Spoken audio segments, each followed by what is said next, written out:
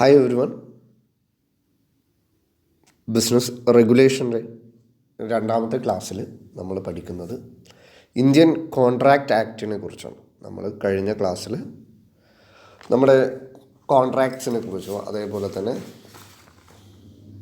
Introduction of business law എന്നുള്ള ഒരു ചാപ്റ്ററായിരുന്നു പഠിച്ചിട്ടുണ്ടായിരുന്നത്. എന്താണ് ലോ എന്നുള്ളത്, എന്താണ് ബിസിനസ് ലോ എന്നുള്ളതായിരുന്നു പ്രധാനമായിട്ടും നമ്മൾ അതിൽ പഠിച്ചിട്ടുണ്ടായിരുന്നത്. അതോടൊപ്പം തന്നെ nature and scope of Indian business law എന്നതിനെക്കുറിച്ച് നമ്മൾ പഠിച്ചു. ഇന്നത്തെ ക്ലാസ്സിൽ നമ്മൾ പഠിക്കാനായിട്ട് പോകുന്നത് ഇന്ത്യൻ കോൺട്രാക്റ്റ് ആക്ടിനെ കുറിച്ചും അതുപോലെ തന്നെ എന്താണ് കോൺട്രാക്റ്റ് ആക്ട് അല്ലെങ്കിൽ എന്താണ് കോൺട്രാക്റ്റ്, അതിൻ്റെ ഒരു സിമ്പിളായിട്ടുള്ള ഒരു ഡെഫിനിഷൻ, കോൺട്രാക്റ്റ് ആക്ട് എന്തുമായിട്ടൊക്കെ ഡീൽസ് ചെയ്യുന്നു എന്നുള്ളതിനെക്കുറിച്ച് വളരെ ഒരു ചെറിയൊരു പോർഷൻ മാത്രമാണ് ഇന്ന് നമ്മൾ ഡിസ്കസ് ചെയ്യുന്നത്. നമ്മൾക്കറിയാം,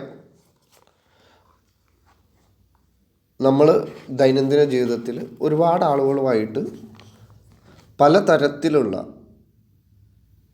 അറിഞ്ഞോ അറിയാതെയൊക്കെ പലതരത്തിലുള്ള കോൺട്രാക്റ്റുകളിലൊക്കെ ഏർപ്പെടുന്നുണ്ട് അല്ലേ.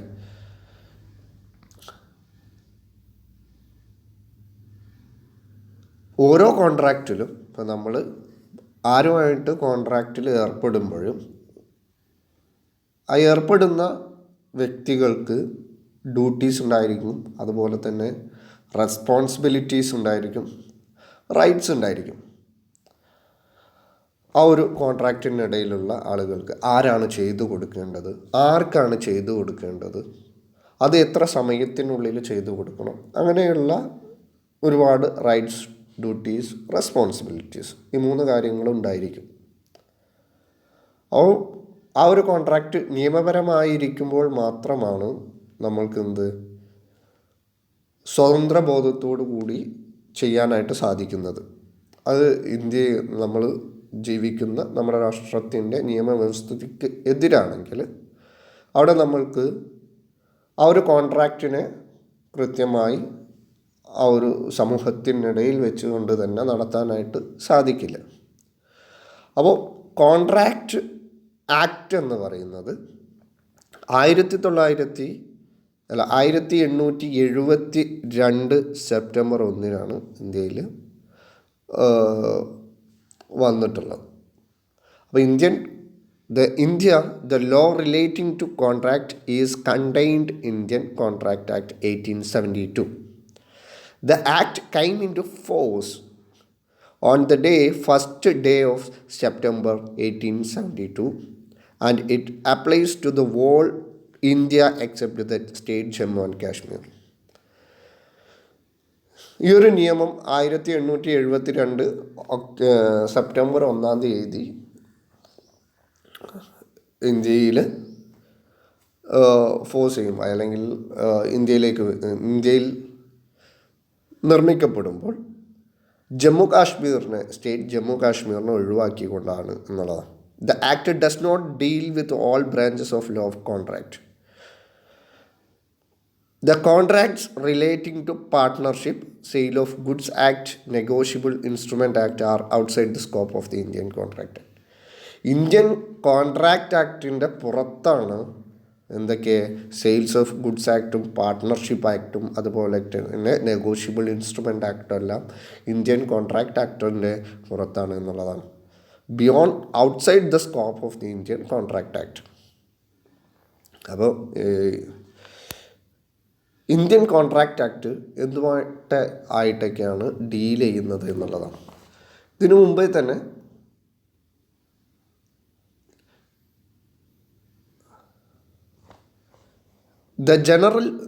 ഇതിൽ പറയുന്ന ഇപ്പോൾ Indian contract act deals with എന്ന് പറഞ്ഞ് നമ്മളോട് പറയുന്ന എല്ലാ പോയിൻറ്റ്സും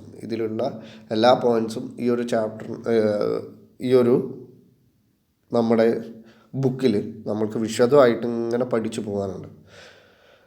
എന്തൊക്കെയാണ് ഇതിൻ്റെ general principles of all contract, ഒരു കോൺട്രാക്റ്റിൽ ഏർപ്പെട്ട് കഴിഞ്ഞാൽ അതിൻ്റെ ജനറൽ ആയിട്ടുള്ള പ്രിൻസിപ്പിൾസ് എന്തൊക്കെയാണ് എന്നുള്ളത് ഒക്കെ ഇങ്ങനെ പറഞ്ഞു പോകുന്നുണ്ട്. അപ്പോൾ ഇത് ജസ്റ്റ് ഒരു പോയിന്റ് ബേസ് ആയിട്ടാണ് പോകുന്നത്.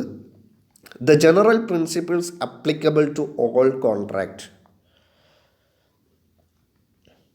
കോൺട്രാക്റ്റുമായി ബന്ധപ്പെട്ട് അത് വാലിഡ് ആവണമെങ്കിൽ അതെങ്ങനെയൊക്കെ ഏതൊക്കെ തരത്തിലുള്ള ആളുകൾ വേണം എന്നുള്ളത്. അപ്പോൾ ആ ഒരു general principles of all contract, the condition which are essential for making a valid contract. ഒരു വാലിഡ് കോൺട്രാക്റ്റ് ഉണ്ടാക്കണമെങ്കിലുള്ള എസെൻഷ്യൽ എലമെൻറ്റ്സ് എന്തൊക്കെയാണ് എന്നുള്ളതാണ്. Next, principle applicable to quasi contract.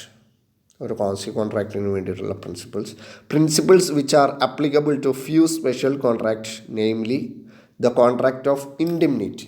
അപ്പോൾ ഇതൊക്കെ നമ്മൾ വിശദീകരിച്ച് എന്ത് ചെയ്യുന്നുണ്ട്, പഠിക്കുന്നുണ്ട്.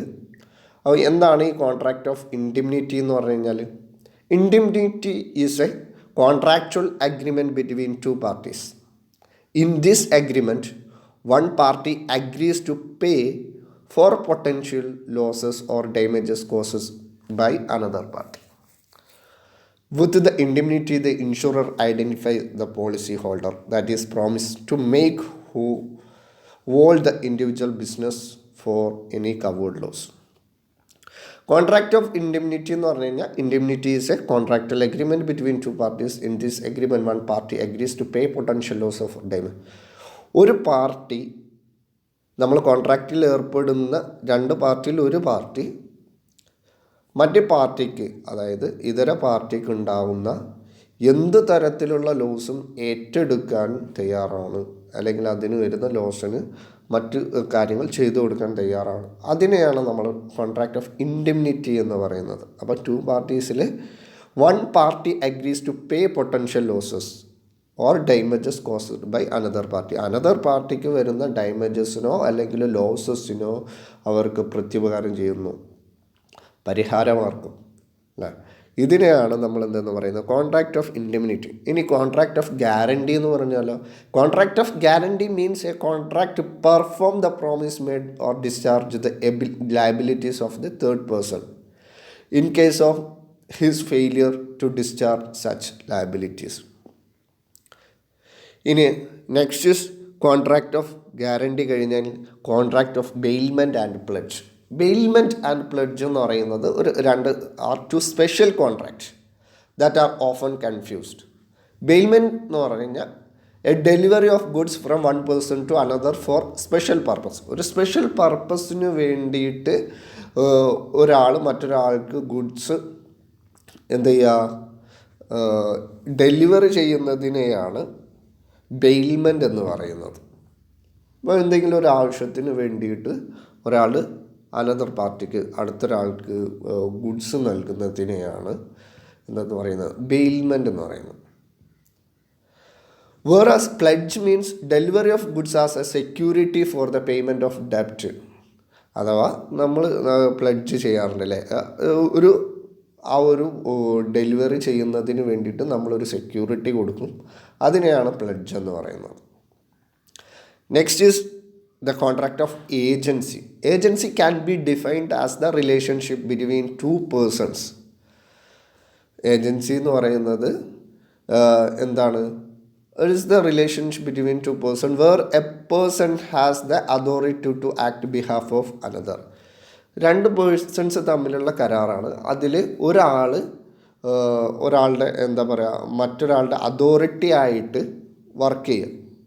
അപ്പോൾ ഞാനാണ് കരാറ് കൊടുത്തിട്ടുള്ളത്, മറ്റൊരാൾ എനിക്ക് വേണ്ടിയിട്ട് ബി എന്ന് പറഞ്ഞുള്ള ഒരാൾ അതിൻ്റെ എന്ത് ചെയ്യണം, അതിൻ്റെ അതോറിറ്റി ആയിട്ട് വർക്ക് ചെയ്യണം. ഇതിനെയാണ് agency or legal relationship with the third party. There are two parties in the contract of agency, principal and agent. അപ്പോൾ ഇന്ത്യൻ കോൺട്രാക്റ്റ് ആക്ട് ഡീൽ ചെയ്യുന്നത് ഇതുമായിട്ടൊക്കെയാണ്. The general principles applicable to all contract, the conditions which are essential to make a valid contract, the principle applicable to quasi contract, the principles which are applicable to few special contract, namely the contract of indemnity, contract of guarantee, contract of bailment and pledge, the contract of agency.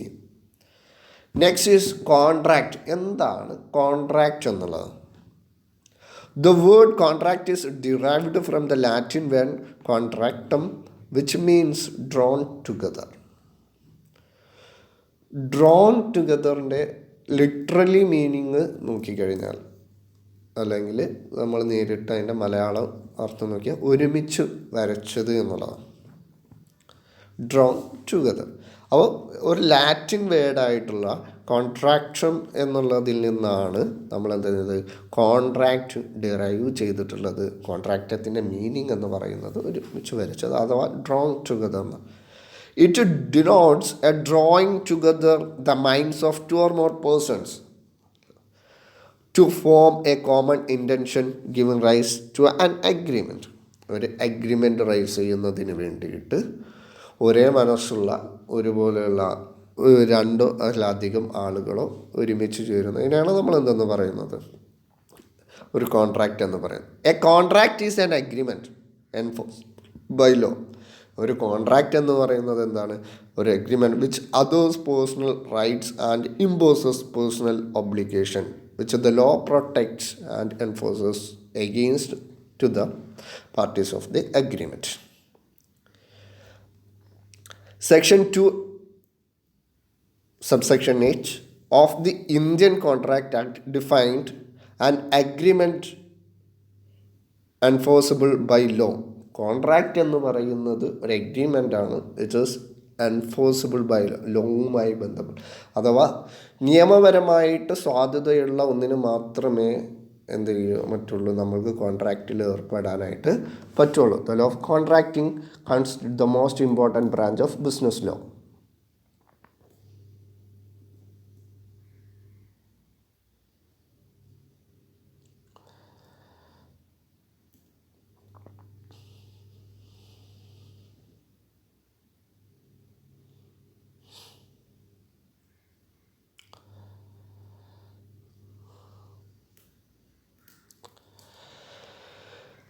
Therefore, contract essentially consists of 2 elements.